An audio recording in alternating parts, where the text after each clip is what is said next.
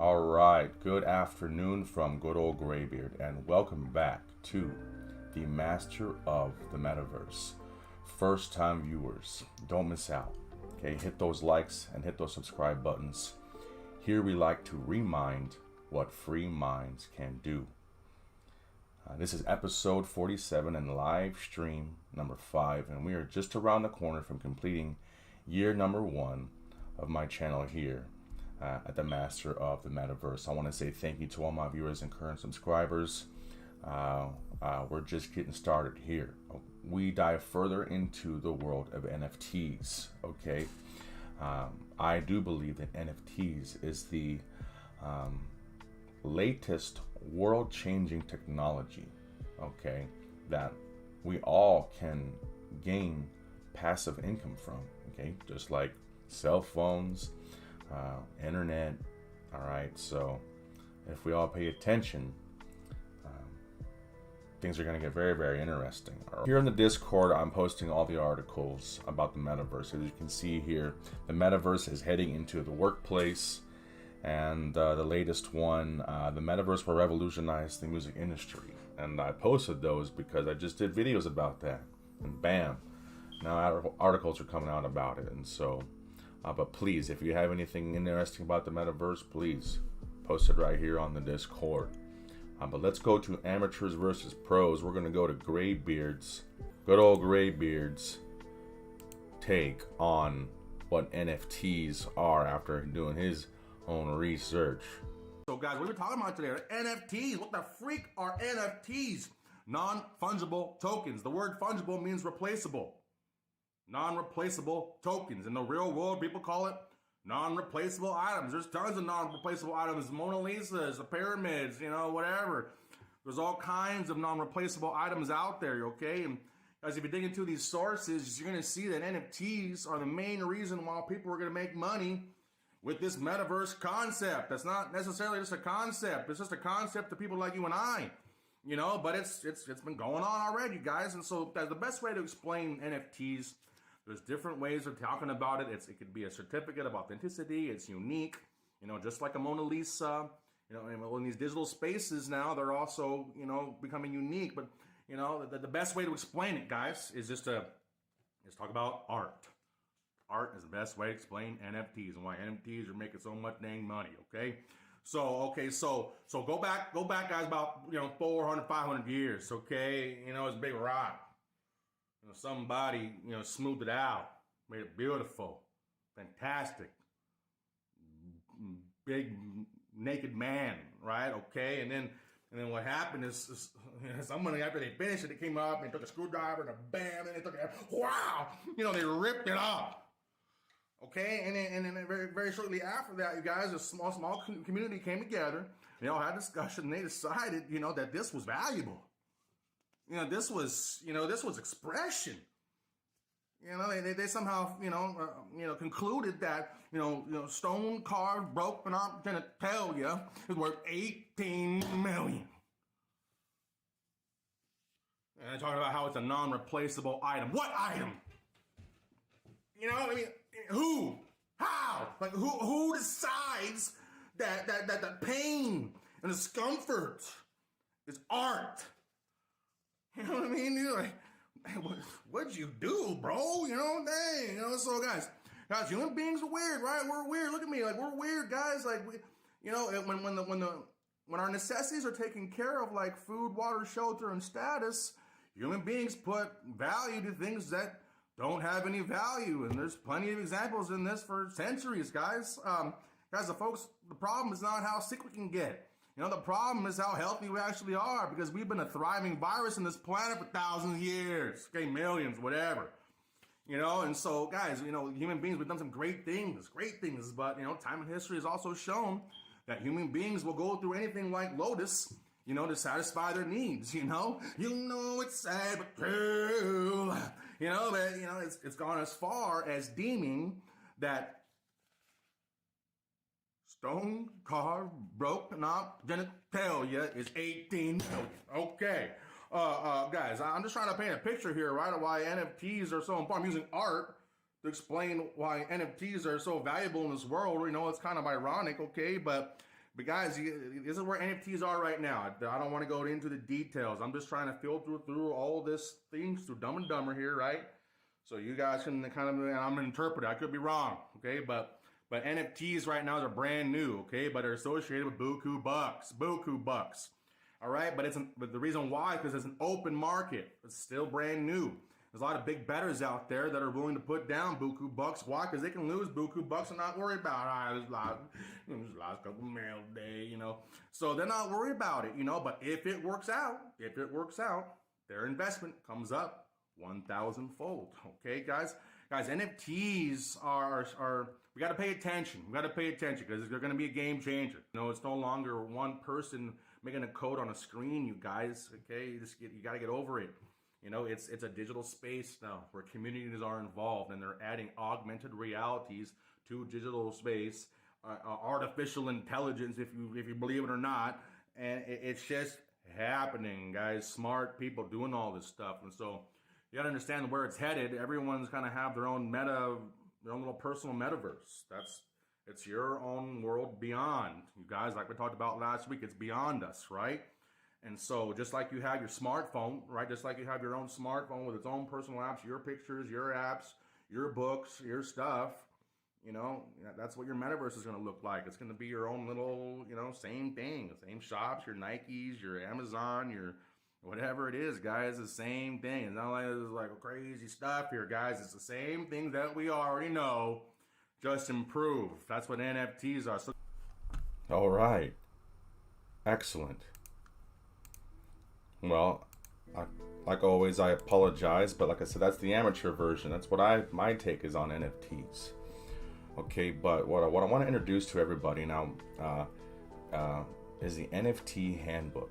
Okay, by Matt Fortnow and Q Terrison Herring. Okay, now this is the professionals. This is where I'm getting most of my knowledge about NFTs. I know I'm dramatic and I turn it into something different, like I told you. But I really hope if you are watching this or if you come across this video, I'm going to go ahead and play the first few chapters of the audio book of the NFT Handbook. Okay, and if you're in your car or if you're whatever it is that you're doing, please, I'm just going to go ahead and press play. And if you're watching, I'm going to set it aside with a screenshot. Okay, but if you're just listening, please take the time to listen to these words.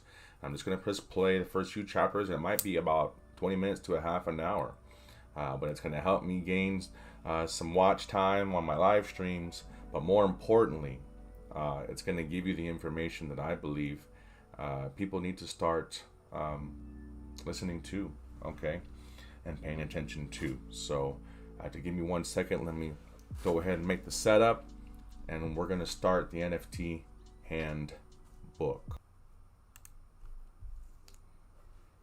Excellent. Here it is. All right, that's right. Get busy living or get busy dying. And we're going to go ahead and press play, set it up. You can't see this now. This is fine. Make sure you guys can hear this good. You need to hear it. All right. I'll be back. But for now, you need to listen up. Focus on one thing. Their creations. Musicians spend months searching for perfect harmony or lyrics. Architects belabor the most minute details on their building plans, and painters search for the ideal place for their last stroke. But once they finish their masterpieces, successful artists must also figure out how to monetize them while likewise protecting their provenance and future value. That's where the intermediary comes in. Content creators of all kinds, including musicians, podcasters, painters, writers, performers, directors, and composers, are typically forced to use an intermediary to share their creations with the world. Whether it's the art gallery, the music label, or the concert promoter, these functionaries all promise artists the ability to monetize their work in exchange for a healthy cut of the profits, and sometimes even ownership of the artist's work. Although not all intermediaries are bad, some have made headlines in recent years for the underhanded deals they've struck with their clients. Taylor Swift has spoken out about the unfair contract she signed as a teenager and how her music was sold multiple times without her knowledge or consent. Musicians like Prince and Michael Jackson were known for feuding with their record labels too. In recent years, technology platforms like Spotify have offered some hope of disintermediation. However, as the platforms evolved, artists have learned that their economics have been reduced, not enhanced. So it's no wonder that the creative community has long sought a way to regain control and ownership of their valuable creative assets. Enter the NFT, a tool that allows creators to bypass the intermediary altogether. Understanding how to harness NFT technology can put creators back in the driver's seat. At first glance, NFTs are shrouded in cryptocurrency jargon, scaring off anyone without a computer science degree, but they're relatively simple. They're a way for artists to embed a snippet of code into their works so that they can share them without fear of piracy and with the security that they will be paid directly by their supporters and fans in perpetuity.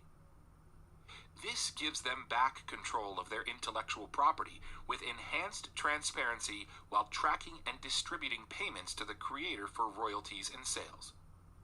One of the most valuable parts of NFTs is the way that they allow a community to form and participate in supporting something in which they believe.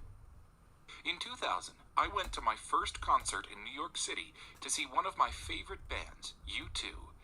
Had they been selling NFTs that night, I might just be hodling it for life. Imagine having been one of the first 100 fans of U2, or having gone to a basement show and bought an NFT of a song from the next David Bowie before they blew up. The early supporters are rewarded, the artists are paid, and the community grows stronger. It's clear now that NFTs are not only here to stay, but that they stand to radically transform the creative and content industries. As a result, investing in this market is no longer a fringe idea, but rather a core strategy for anybody who wants to participate in the creative economy in a meaningful way. As an attorney who has devoted my professional career to understanding how to securitize and monetize assets in a compliant way, NFTs represent a tremendous opportunity for those who understand them. The best time to get on the NFT bandwagon was in 2020, but the second best time is right now.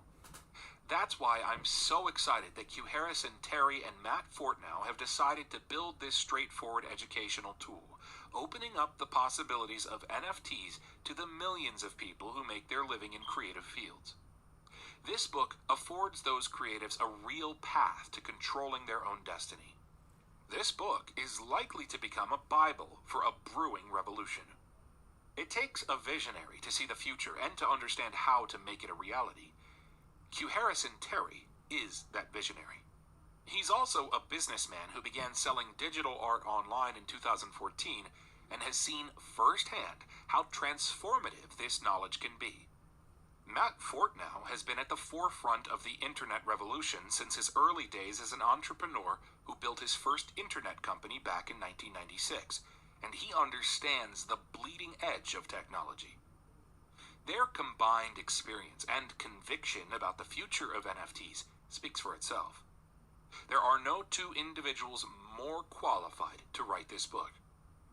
As the CEO and co-founder of Republic, a company that also aims to demystify some of the financial world and to give people the power to invest in the future, we've gotten used to the criticism that comes with innovation. When we first started to apply traditional investment principles to crypto, some onlookers thought that we were out of our minds.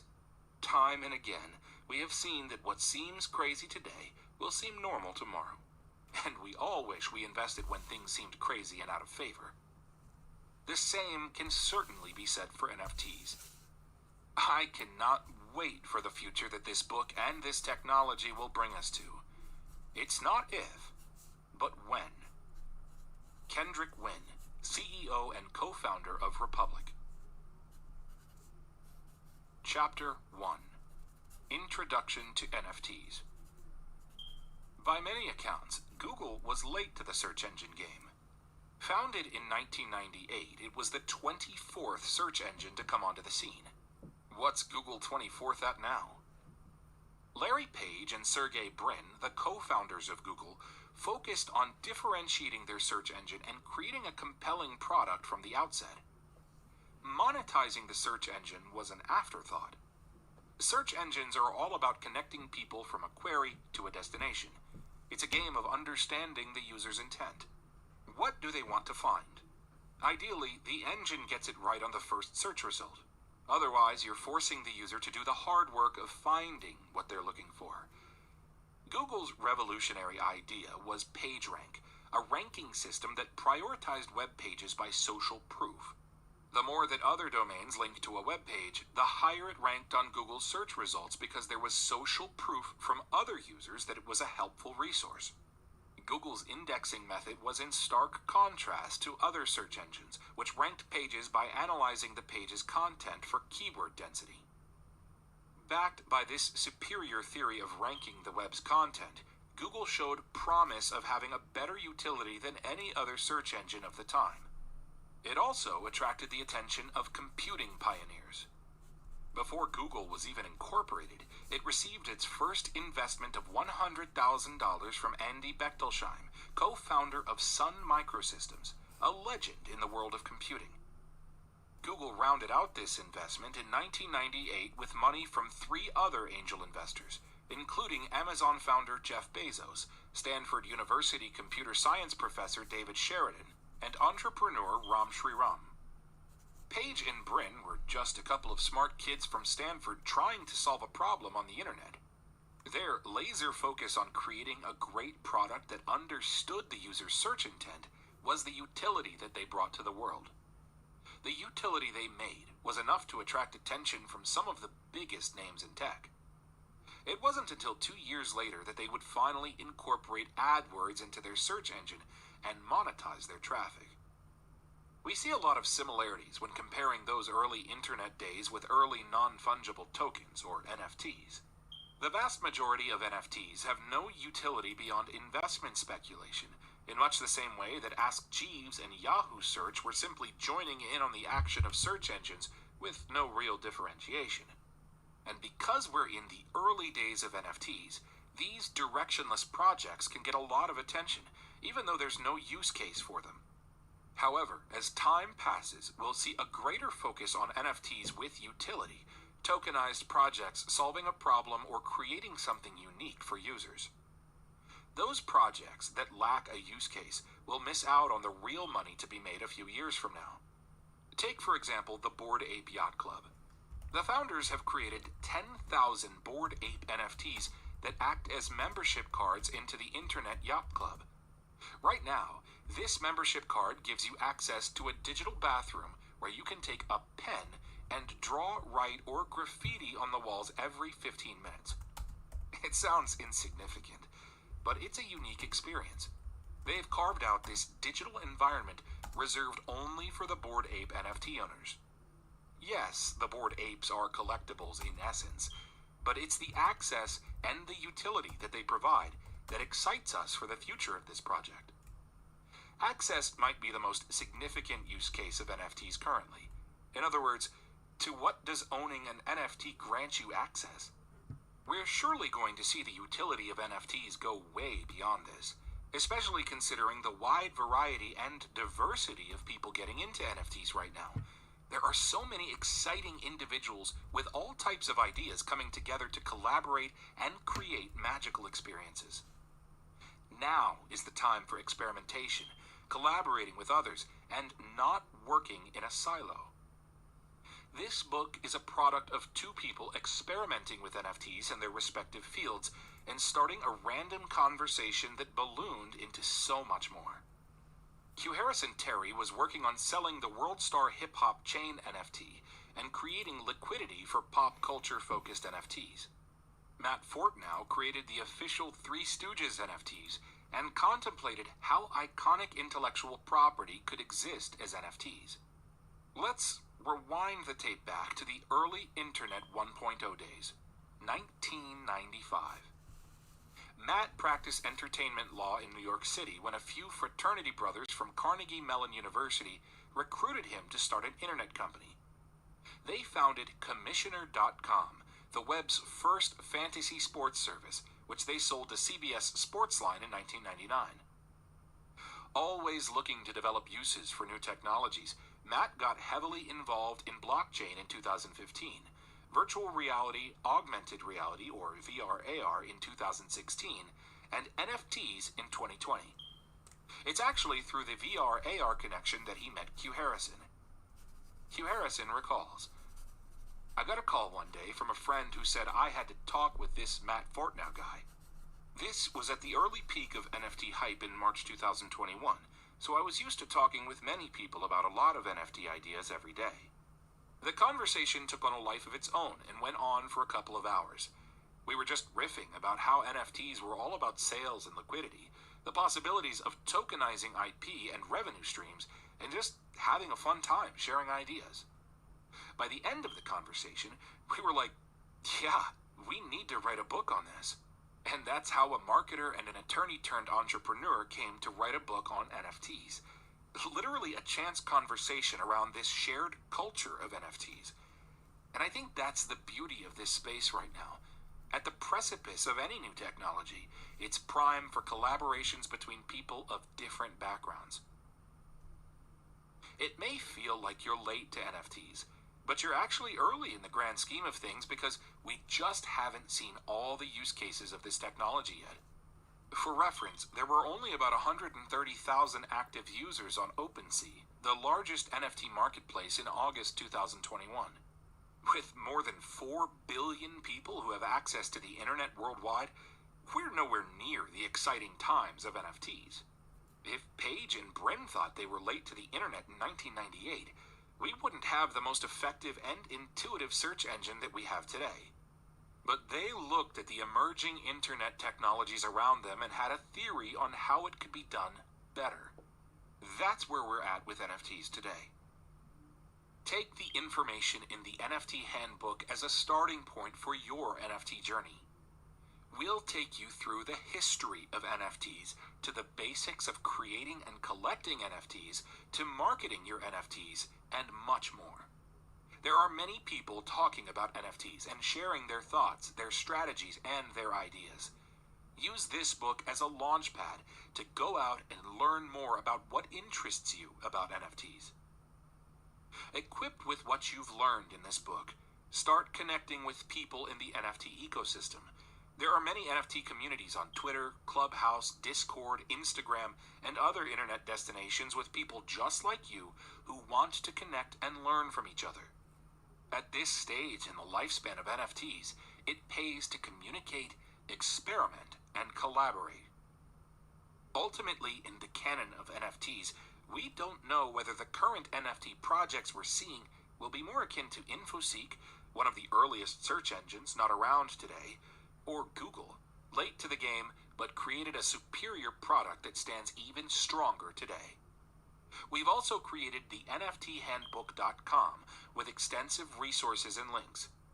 Since the NFT space is ever evolving, the website will feature ongoing updated information. As we dive in, your first question may be, what are NFTs? Chapter 2. What are NFTs? Even before you think about non-fungible tokens, or NFTs, which in their most basic form are unique digital collectibles secured by the blockchain, you must understand how collectibles work. Perhaps the following eclectic Beanie Babies parable will clarify the erratic and eccentric psychology behind why we collect. Why people collect. Before NFTs, there were Beanie Babies. From stamps to Civil War weapons to sneakers, people collect many different objects in various formats. So it should come as no surprise that there is a market for collectibles in a digital form. Conceptually, it's confusing, but on the sheer basis of wanting to own a unique item that others do not have, digital collectibles vary little from their physical counterparts. Therefore, to understand why people collect NFTs, we'll draw a comparison to a physical collectible that took the world by storm in the 1990s. Beanie Babies. From its inception in 1993, Ty Warner, the founder of Beanie Babies, built scarcity into his product.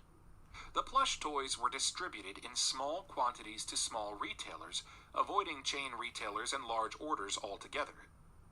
Ty didn't want people to be able to find or buy every Beanie Baby they wanted. The company kept the number of Beanie Babies in circulation secret. It retired the production of certain Beanie Babies to create more exclusivity. It intentionally let misprints and faulty Beanie Babies through the cracks, which would become extra rare editions of the toys. Around the same time as the Beanie Babies' rise in the public consciousness, eBay emerged and positioned itself as the online marketplace for buying and selling collectibles worldwide. It was a synergistic relationship that ballooned the resale value of Beanie Babies and validated eBay as a valuable tool for speculators in all collectibles markets. Those lucky enough to get their hands on one of the retired $5 plushies could, at minimum, see a 2- or 3-fold return by listing it on eBay. Some rarer misprints, such as the Pinchers the Lobster misprint as Punchers the Lobster, yielded one collector more than $10,000. The Beanie Babies craze was in full swing toward the end of the 1990s. Robberies and even murders ensued over the pursuit of the plush toys. For example, at a Hallmark store in West Virginia in 1999, a security guard was shot and killed when tensions were high due to a late shipment of Beanie Babies. Sane adults searched far and wide for the chance to get a single, life-changing Beanie Baby. One set of divorcees battled over who got the Beanie Babies collection, believing it was the most valuable asset that the two had to divvy up. Then, in 1997, McDonald's got in on the craze with Ty Inc. Together, they launched the Teeny Beanies product line in McDonald's Happy Meals and proceeded to sell 100 million of the mini plush toys in just 10 days. Magazines such as Mary Beth's Beanie World, which sold 650,000 copies a month at its height, published entire spreads on Beanie Babies, discussing their value as a speculative investment which, with the right strategy, could yield more than enough to send a kid to college. Just when Beanie Babies seemed to be a collectible that would carry on for decades, it all came crashing down. Talk of their overvaluation sparked an avalanche of Beanie Babies hoarders to list their toys on eBay, causing a significant oversupply. In turn, the price of Beanie Babies plummeted. Seemingly overnight, people's collections of presumed valuable Beanie Babies became nearly worthless. The story of Chris Robinson Sr., the man who spent more than $100,000 on Beanie Babies for the speculative investment, became the symbol for the crushing defeat that this collectible market experienced. The Financial Times aptly called Beanie Babies the dot-com stock of the soccer mom world in the second half of the 1990s. We don't draw this comparison to say that NFTs are doomed to the same fate as Beanie Babies, that is, a collectible bubble bound to burst. Instead, Beanie Babies provide an excellent look into the dynamics of why people collect. The same basic principle that drove people to collect Beanie Babies drives people to collect NFTs: scarcity. Although other factors drive collectors to collect, such as investment, speculation, emotional connection, the fear of missing out or FOMO, and the thrill of the hunt, at the core of collecting is scarcity. No matter what we collect, we do so because there are a limited number of those things.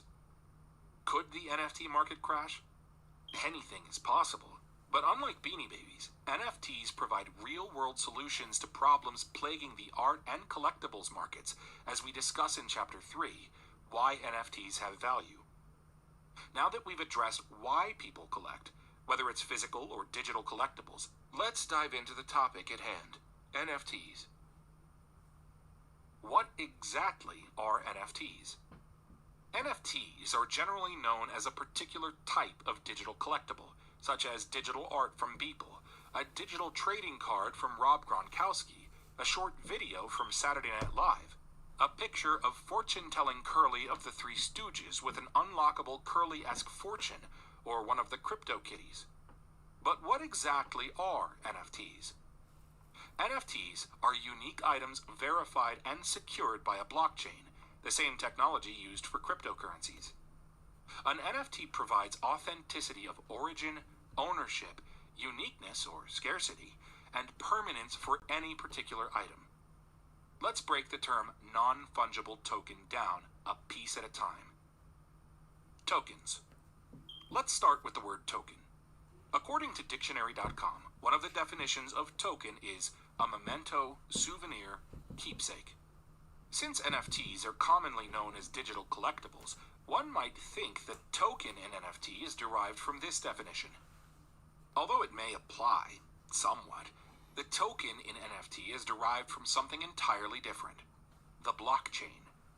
Some of you may be fretting, "Oh no, here comes the technical part. I just want to know what an NFT is." To understand completely what an NFT is, you need to learn a little about blockchain. We promise not to make it too complicated. You've probably heard of Bitcoin and perhaps some other cryptocurrencies.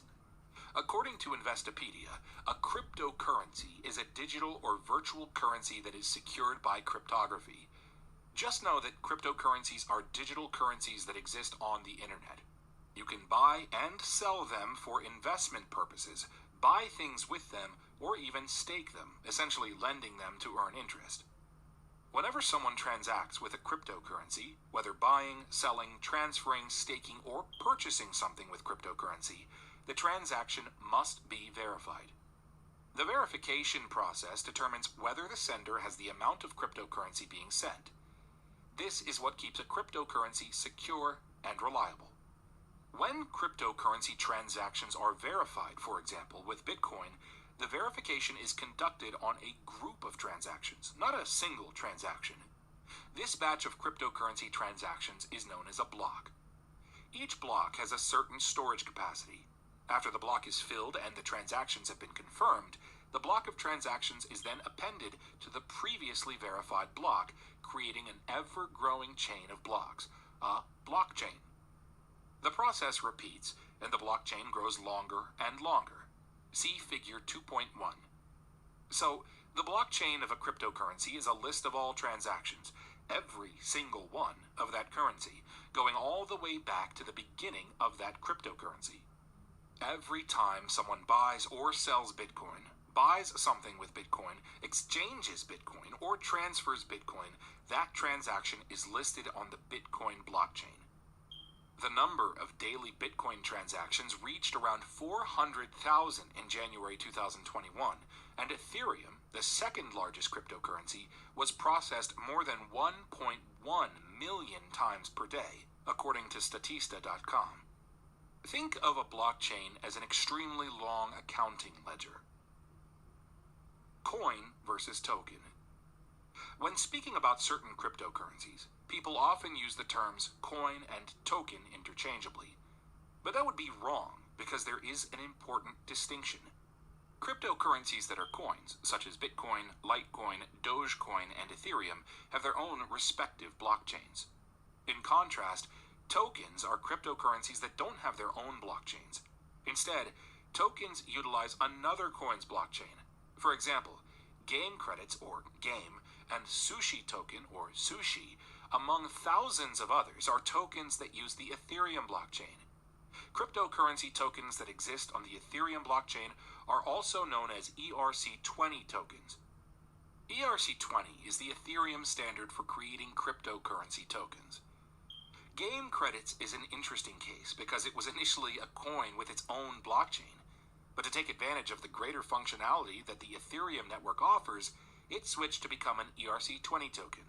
So, now all game credits transactions and all other ERC20 token transactions are recorded on the Ethereum blockchain. This is the reason why Ethereum processes so many transactions a day.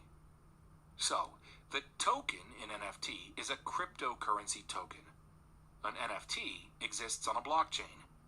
Currently, most NFTs are created on and live on the Ethereum blockchain. Some NFTs are created on and exist on Wax, the Binance Smart Chain, and some other blockchains. Non-fungible. So, we've got the token part down. Now let's turn to non-fungible. What does fungible mean? According to dictionary.com, fungible is an adjective that means especially of goods, being of such nature or kind as to be freely exchangeable or replaceable in whole or in part, for another of like nature or kind. Let's start with some examples. Dollars are fungible. If we give you a $5 bill and you give us back 5 $1 bills, the exchange value is equal. It doesn't matter which dollar bills you gave us. Say that you had a stack of $1 bills. You could give us any 5 of them and it wouldn't matter. You could even Venmo us $5. The fact is that dollars are entirely interchangeable. Similarly, cryptocurrencies are fungible. If you send us a Bitcoin, we don't care what wallet it came from. A Bitcoin is a Bitcoin, just like a dollar is a dollar. Even some goods or commodities, as the previous definition points out, such as barrels of oil, are considered fungible. It doesn't matter which barrels you send me. Any barrel of oil of the same grade would do. Using the previous definition, it seems evident that non-fungible items can't be freely exchanged or replaced by similar items. For example, diamonds are non-fungible. Each diamond is unique in size, color, clarity, and cut.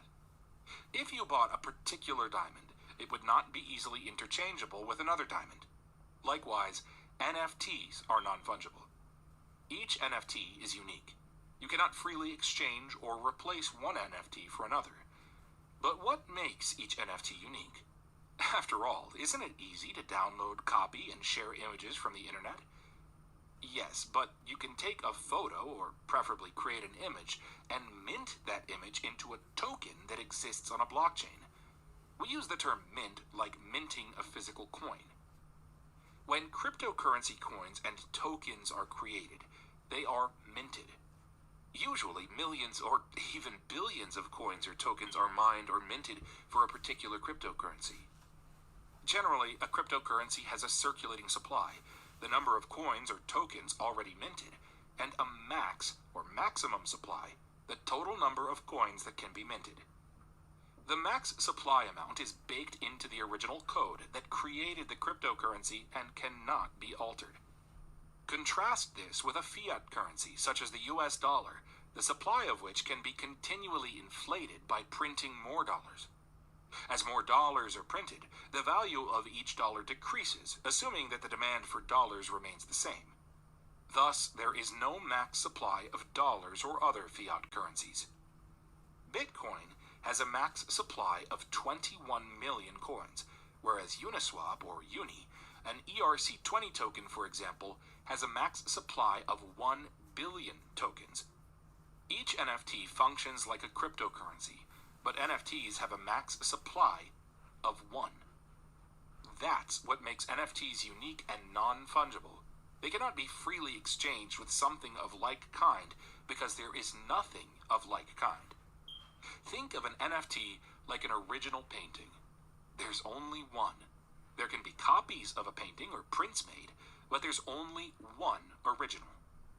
Even though we just said that an NFT has a max supply of 1, it is possible to mint an NFT with a supply greater than 1.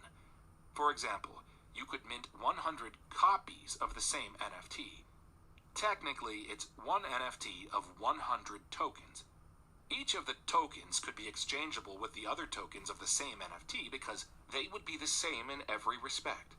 Although these multi-token NFTs are considered NFTs, we would not technically refer to them as NFTs because they are fungible, albeit with a limited supply, but they are still fungible.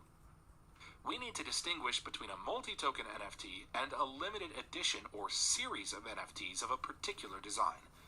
For example, Rob Gronkowski issued 4 series of NFTs, the design of each series representing one of his football championships. Each series has 87, being the number of his jersey, editions, and each NFT is individually marked 1 out of 87, all the way up to 87 of 87. Similarly, the Three Stooges NFT series, All Stooge Team, is an edition of 30 individually marked NFTs. Figure 2.2 shows number 19 in that series. Albeit part of a series of 30, the NFT pictured in Figure 2.2 is a unique token with a supply of 1, which indeed makes it an NFT. Similarly, each of Gronk's NFTs are also unique NFTs. One can make an analogy of such limited edition individually marked NFTs to a series of prints of a painting that are also individually sequentially marked.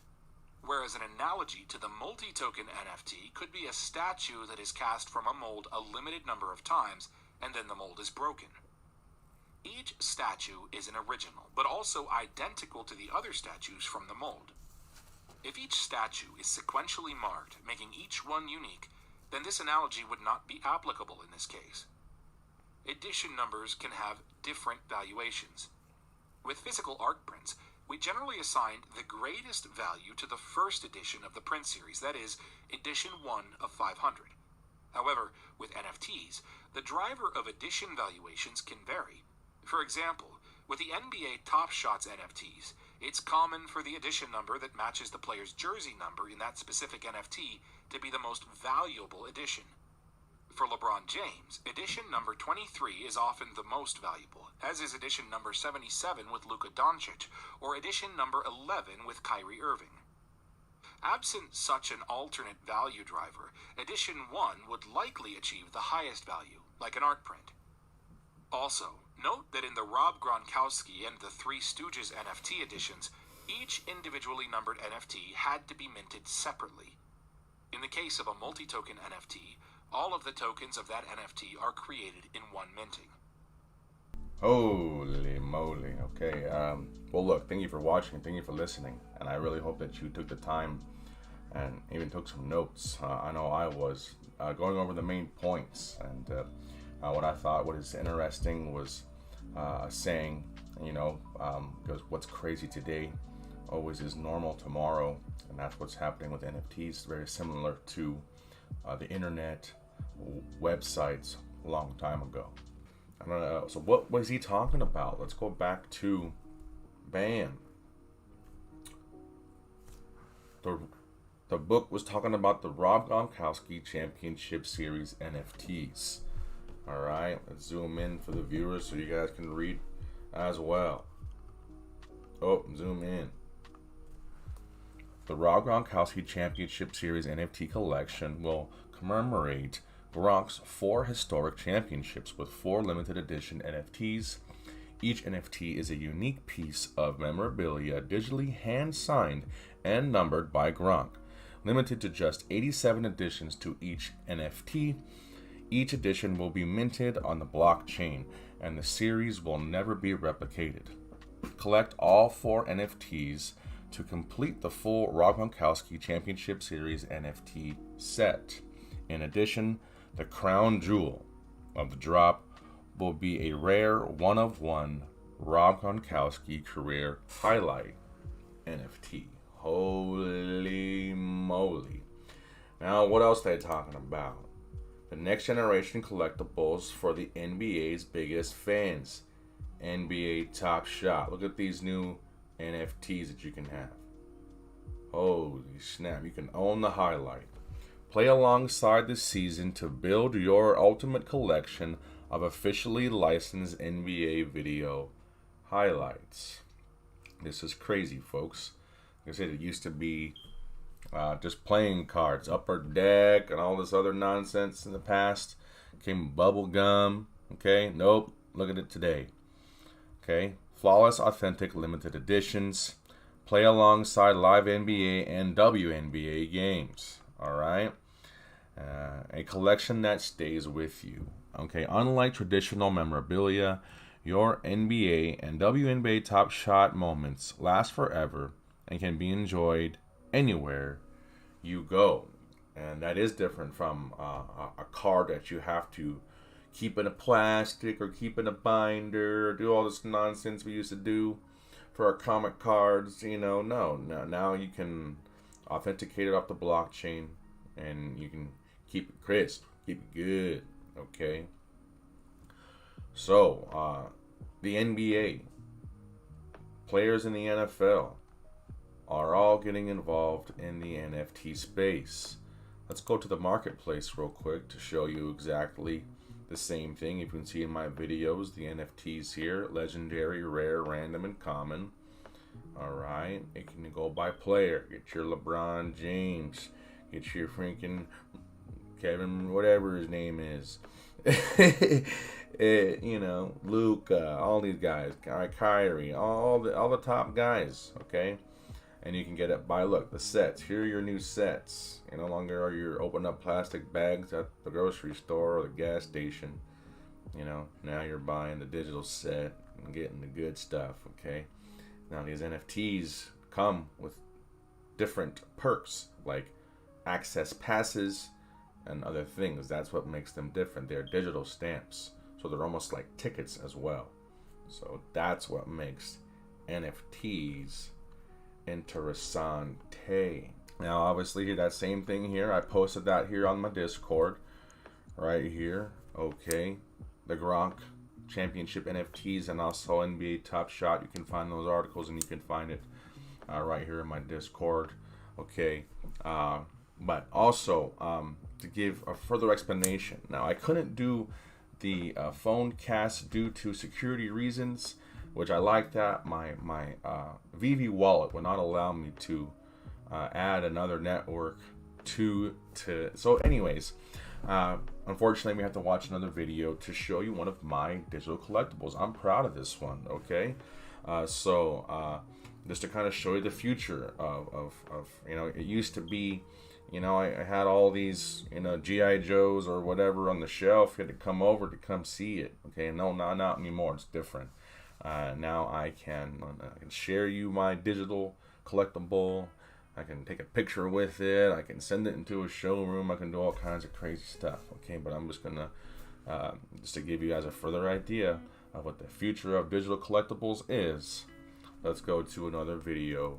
Let's go to Metatron versus Voltron. Here is Voltron, okay? Voltron versus Metatron. I'm getting excited. I'm getting nervous to see if this works before we lose this. Oh, see? Oh my God. Let's get a good close. Let's stop with the crotch close-ups. See if this works. Okay. Let's back up here. Give me. Oh, you guys don't want to see that.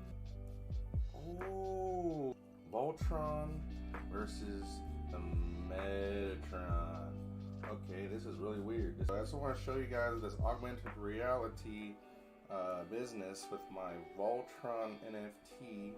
Okay, Metatron ain't appreciate Voltron taking over here. Easy on the crotch shots.